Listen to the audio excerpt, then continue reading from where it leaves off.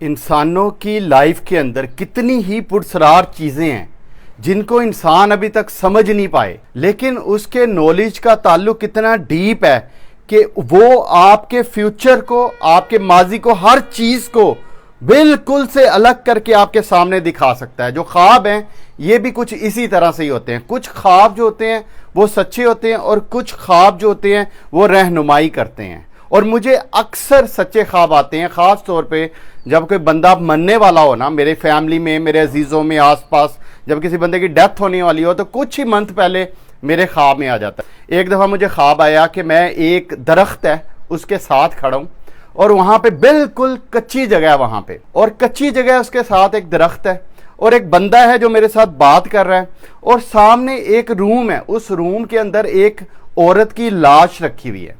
और वो जो औरत है ना उसके ऊपर एक कपड़ा दिया हुआ है। मुझे नहीं पता उस औरत कौन है वो औरत, लेकिन उसकी मैयत पड़ी है। मुझे इतना पता है कि अंदर जो औरत है ना वो डेड बॉडी पड़ी हुई है, लेकिन मैं बाहर हूं, लेकिन वो मेरी कुछ ना कुछ, मेरा उससे रिलेशनशिप है, कोई ना कोई नाता मेरा उसके साथ है। तो मैं खड़ा हूं उस बंदे के साथ बातें कर रहा हूं। और ये क्या चल रहा है? ये सारा ख्वाब चल रहा है। ख्वाब के अंदर बंदा है, दरख्त है और वो औरत है, मैं उससे बातें कर रहा हूँ बंदे से, और अंदर किसी की लाश है, किसी की डेथ हुई हुई है।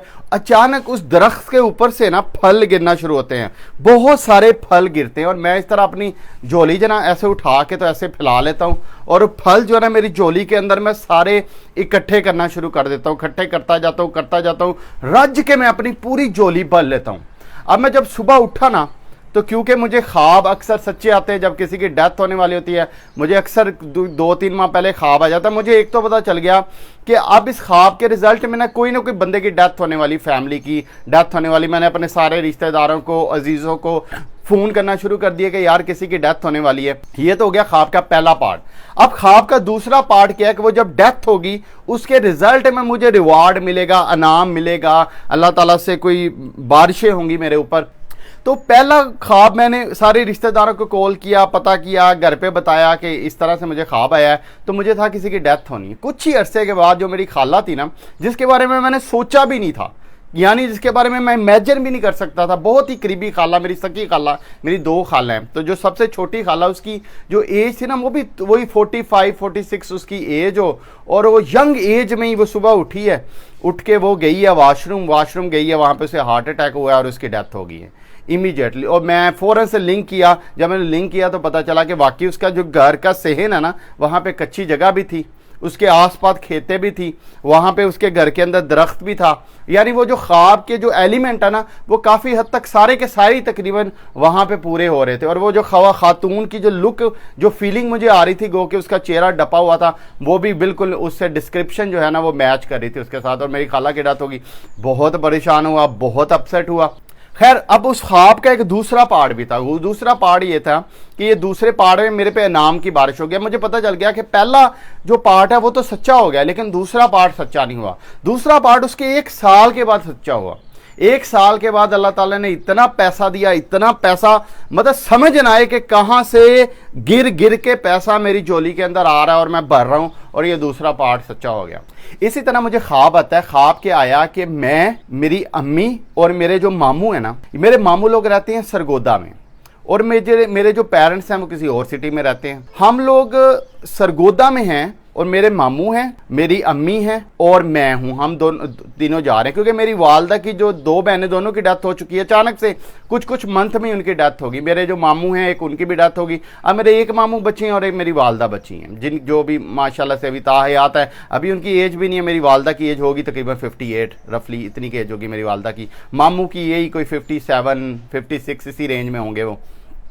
तो मुझे ख्वाब आता है कि हम लोग सड़क के अंदर जा रहे हैं और चलते चलते जो हमसायों का घर है ना, बिल्कुल साथ जो हमसाए हैं, वहां पे एक औरत है। उस औरत को ना कोई बंदा, एक बंदा है और एक औरत है। वो बंदा और औरत एक ने उसको पकड़ा हुआ है, और जो बंदा है ना वो चाकू और खंजर मार रहा है, उस औरत को कत्ल कर रहा है। अब मेरे ज़हन में डर बैठ गया, बहुत ही खौफनाक किस्म का ख्वाब है, और मुझे पता है कि ख्वाब मुझे जब आते हैं तो वो सच्चे होते हैं। तो मैं बड़ा परेशान हो गया। मैंने कहा अब यहाँ तो मेरे मामू नहीं हैं, क्योंकि एक ही मामू बच्चे हैं बेचारे, और यहाँ मेरी वालदा नहीं। मैंने मामू को भी कॉल की, मैंने वालदा से भी खैर पूरे पूछी, बताया मैंने उनको ना कि ये क्या सीन हुआ है।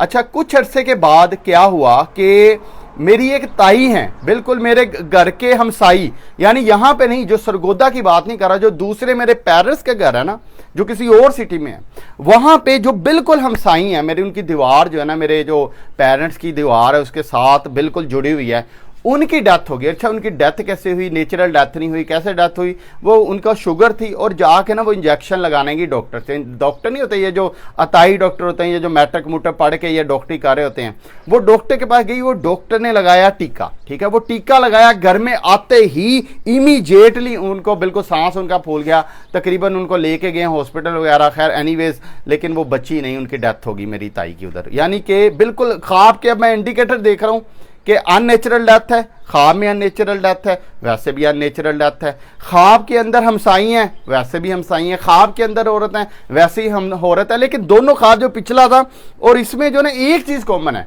कि वो जिस बंदे का ख्वाब आता है ना, जैसे जिस बंदे के बारे में बाद में सोच लेता हूँ ना, ये होगा ये होगा ये होगा, उनमें से कोई नहीं होता, वो बंदा होता है जिसका मैंने नहीं सोचा होता, वो बंदा होता है। इसी तरह मेरे एक फुप्पो की डेथ होनी थी और मेरे अब्बू और मेरे ताया अबू जो अभी ताहयात है माशाल्लाह से, वो दोनों मैंने देखा है एक जनाजे के ऊपर जो है ना वो बैठे हुए हैं और फातिहा पढ़े हैं।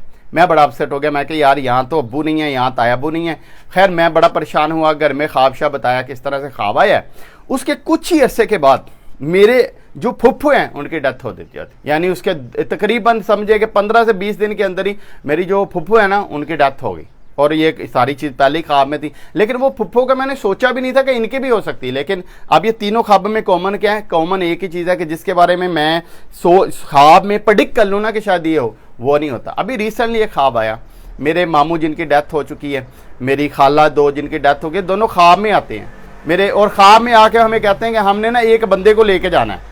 अब वो एक बंदा यहाँ, तो मैंने कहा यार ये सारे बहन भाई इकट्ठे होके आ गए, इनके अब एक बहन और एक भाई रह गया, एक मेरी वालदा रह गई और एक मेरे मामू रह गए। मैं बड़ा अपसेट हो गया, बड़ा परेशान हो गया। ये ख्वाब मुझे लगातार 2-3 बार आया। मैंने कहा यार ये बड़ा मसला हो गया। कुछ ही अरसे के बाद जो मेरी मामी है ना, उनकी तबीयत बड़ी ख़राब हो जाती है। मेरे वो कज़न का फ़ोन आता है, यार मुझे थोड़े से पैसे चाहिए, इमरजेंसी हेल्प करो, क्योंकि ये बड़ा बिल्कुल मौत ऑलमोस्ट इनकी डेथ होने वाली है और हम चाहते हैं जो आखिरी टाइम है ना वो ज़रा सही गुजरे, इनको वेंटिलेटर पर शिफ्ट करना, ये वो फलान टमकी। बिल्कुल समझ लें कि आप बिल्कुल एंड पे काम पहुँच गए।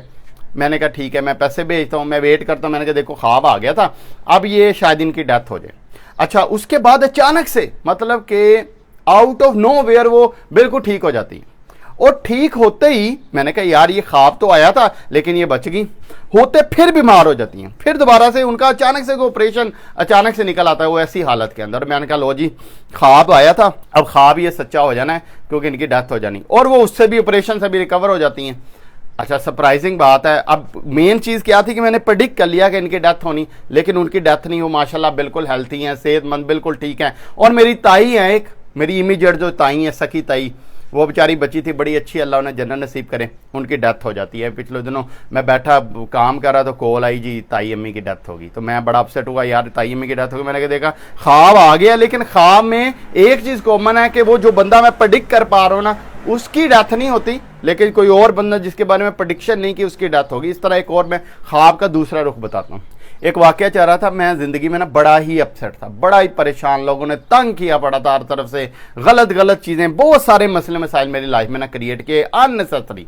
और मैं सोच रहा हूँ बैठा, मुझे समझ ना आए कि मैं क्या करूँ। मैं बैठ के अपना अंडरस्टैंडिंग ले रहा हूँ, सोच रहा हूँ, ख्वाब आता है और ख्वाब के अंदर ना मुझे एक सिचुएशन आ रही है। सिचुएशन ये आ रही है कि गोल चक्कर में मैं गाड़ी घुमाई जा रहा हूँ और गोल चक्कर में जितनी मैं गाड़ी घुमाता हूँ ना उतना ही मैं नीचे गिरता हूँ, जितनी मैं गाड़ी घुमाता हूँ ना उतना ही मैं नीचे गिरता हूँ। यानी जितनी मैं कोशिश कर रहा हूँ उस एक्टिविटी को करने की, उतना ही मैं बीच में दसता जा रहा हूँ और अचानक ना मैं कोशिश करना छोड़ देता हूँ। मैं गाड़ी से उतर रहा हूँ, उतर के मैं जब बाहर देखता हूँ तो बाहर बिल्कुल मैं बहुत नीचे जा चुका होता हूँ, गिरता। और वहाँ पे एक बंदी होती है, एक नलके में पानी में से बंदा नलका निकाल रहा होता है, एक बंदी होती है और मुझे बाहर आने का रास्ता नहीं मिलता। मैं ऐसे खड़े हो जाता हूँ, आराम से खड़े होकर मैं इधर उधर देखता हूँ। देख के अचानक से मुझे रास्ता जो पहले नज़र ही नहीं आ रहा था नज़र आ जाता है। गाड़ी में बैठता हूँ, सीधा ऊपर गाड़ी निकाल के ना वो मैं ले जाता हूँ ऊपर और निकल जाता हूँ उस मसले से।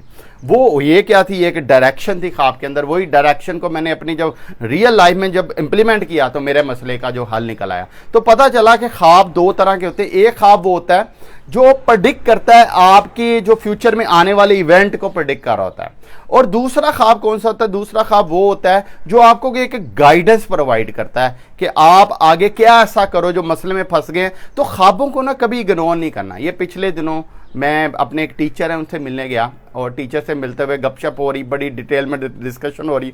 तो टीचर मुझे अचानक से कहते यार ख्वाबों का पता है। मैंने कहा आपको कैसे पता कि मैं ये सोच रहा हूँ? उन्होंने कहा नहीं, आप मुझे बताओ ख्वाबों के बारे में क्या हकीकत है। मैं कहा सर, मैंने उन्हें अपने ख्वाब शाब ये वो सुनाए सारे। कहता यार कभी हमें भी ख्वाब में देखो ना। मैं कहा सर, अगर मैं तुहानू ख्वाब च देख लिया ना तो फिर तुहानू फट्टे च पे मिलोगे तुसी, जो तुहानू मुलाकात नहीं होगी। तो जो बच्चा ना उनके बेटे का नाम है अब्दुल्ला। तो मैंने कहा सर ये फिर अब्दुल्ला से मीटिंग होगी, आपसे नहीं होगी, क्योंकि मैं तो ख्वाब ज़्यादातर जो लोगों के बारे में देखता हूँ वही देखता हूँ जो जिसके बारे में उनकी डेथ होने वाली होती है, या बीच में कुछ ऐसे ख्वाब आ जाते हैं जो इंडिकेशन कर रहे होते हैं चीज़ों के बारे में, डिफरेंट आस्पेक्ट के बारे में। ये बड़ा इंटरेस्टिंग टॉपिक था। अच्छा, एक दिन मैं अपने दोस्त के साथ बैठा हुआ, दोस्त मेरा रहता है दुबई में, और हम ना एक बुक के बारे में बात कर रहे थे, और मैं उससे डिस्कशन कर रहा था। डिस्कशन किस चीज़ के बारे में कर रहा था कि यार जब 2-3 लोग आपस में कनेक्टेड होते हैं ना आपस में, तो वो 2-3 लोग ना वेव्स फेंकते हैं। यानी कि टॉपिक ऑफ डिस्कशन हमारा क्या था कि जैसे ये टेलीफोन, आप किसी को टेलीफोन करते हो तो दूसरा बंदा टेलीफोन पिक कर लेता है ना, इसी तरह जब आप कोई चीज़ दिमाग में सोच लेते हो ना, तो वो सोच आपकी नहीं रहती, वो सोच ना कोई और बंदा पिक कर सकता है उस सोच को। ये हम टॉपिक पे डिस्कशन कर रहे हैं। करते करते ना एक बुक का जिक्र आ गया, मैं उससे वो बुक का वर्ड बोला और मैंने उस बुक के बारे में बात की, और कभी भी मुझे किसी ने बुक की पिक्चर नहीं भेजी, कभी भी इस तरह से नहीं हुआ। आउट ऑफ नोवेयर एक और बंदा, जो कि मैं दुबई में बैठा हूं, वो बंदा पाकिस्तान में बैठा है, उस बंदे ने मुझे उसी बुक की पिक्चर भेज दी जिसका मैं अभी बात कर रहा हूं अपने दोस्त के साथ। मैंने इस तरह मोबाइल निकाला, मैंने कहा ये देखो ये पिक्चर आ गई। कहता है ये पिक्चर कहाँ से आ गई? ये तो अभी हम बात कर रहे थे। मैंने कहा ये बात जो कर रहे थे ना, ये वो जो सिग्नल है ना, ये ऑटोमेटिकली जो लोग आपसे कनेक्टेड है ना, उस सिग्नल्स को पिक कर लेते हैं। और मैंने देखा है कि मेरा जो माइंड की वेव्स है ना, वो इस तरह से ओपन है कि मेरे माइंड के सिग्नल अक्सर लोग पिक कर लेते हैं, क्योंकि वो माइंड के कई लोगों के सिग्नल ओपन होते हैं। कई लोग पिकिंग में अच्छे होते हैं और कई लोग जो सेंडिंग में अच्छे होते हैं। तो ये हुआ। इस तरह एक और दफ़ा मैं बात आया कि मैं एक दोस्त है उससे गपशप लगा रहा, मैंने कहा यार ये प्रोडक्ट लॉन्च करनी है, ये ब्रांड जो है इसका कलर क्या होना चाहिए।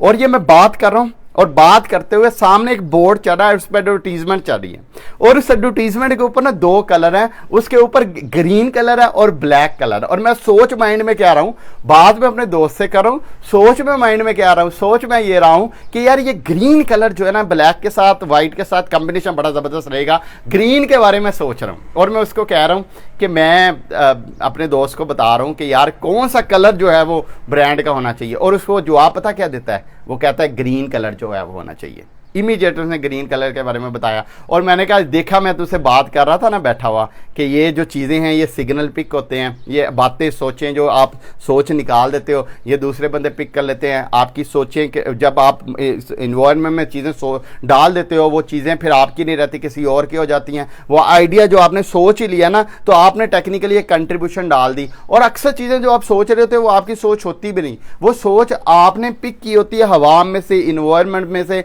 आपके इर्द गिर्द लोगों में से, आपके इर्द गिर्द जो एनर्जीज हैं उनमें से। ये चीज़ें इवेंचुअली फिर आप उसको अपने वर्ड से जब कम्युनिकेट करते हो तो वो चीज़ें लिंक होती है। ये जो अक्सर मैं आपको बता रहा हूँ ना, दुनिया के अंदर ऐसी टेक्नोलॉजी एग्जिस्ट करती है लेकिन अभी तक डिस्कवर नहीं हुई। वो ये कि आप बैठे हैं, एक बंदा बैठा हो कनाडा, एक बंदा बैठा है पाकिस्तान, कनाडा वाला बंदा पाकिस्तान बैठे हुए बगैर फ़ोन के कम्युनिकेट कर सकता है।